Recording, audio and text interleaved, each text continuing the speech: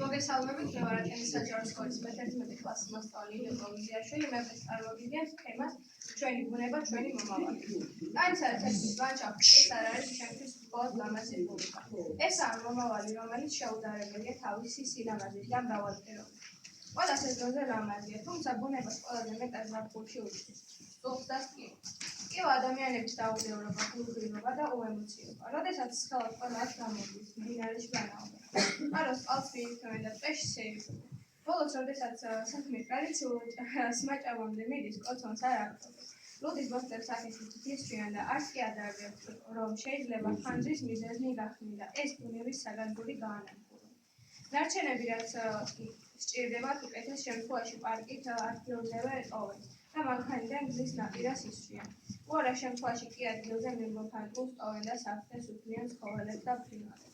ძალიან ხშირად დაუდგათ ნიკო კეცხოველის სასკოლო პრემიერის ჩართულ სკოლების ეკო კლი닉ასთან ტყაისა და ხმის დაცულ ლანდშაფტის ტერიტორიაზე.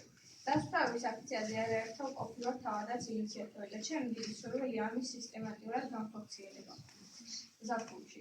არა მხოლოდ დავასუფთავოთ, არამედ გავდგათ გამხილებელი ბანერები, წარწერით, ნუ დაანაგვიანებ, ბუნება ჩვენი მომავალი.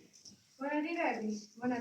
ნადირობა ეს ის პრობლემაა, რომელსაც სეზონი არ გააჩნია. ნადირობენ ყველა სეზონზე და არც კი ფიქრობენ, რომ სავარაუდოდ შეიძლება მათ შეუმჩნეველი ფრინველები იშვიათად გადაშენების პირას მყოფ ფრინველებს თუ ცხოველებს შეუქმნას საფრთხე. ადამიანის ბუნება ხომ ღვთისგან ნაგვაზების საჩუქარია, თავისი ფლორით და ფაუნით. გავაფრთხილეთ მას და ნუ დაგვაუწყდება, რომ ჩვენ მას ჩვენი შვილების განსასწრებად.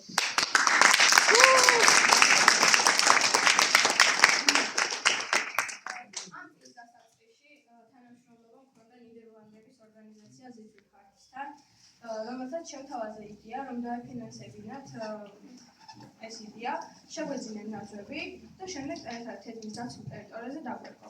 მათ მოусმინე მათ რჩევებს, თუ რომელ სეზონზე უნდა დაგვერგო, როგორ და რანაირად და ამის გამო გაზაფხულზე დავდგეთ 30-მდე ნაძვის მიღება.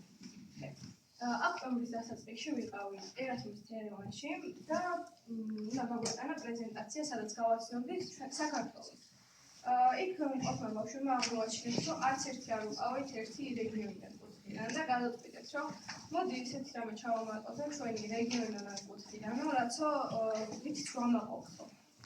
და დიხარ ვფიქრობდი, რა უნდა გამეკეთებინა და ბოლოს გამახსენდა, რომ რა უნდა გამეტანა თუ არა ტანისა და თითქმის დაცული ლანდშაფტი. გავაკეთე ეს პრეზენტაცია, გავუტანე და გავაცანე ჩემს თანატოლ ბავშვებს.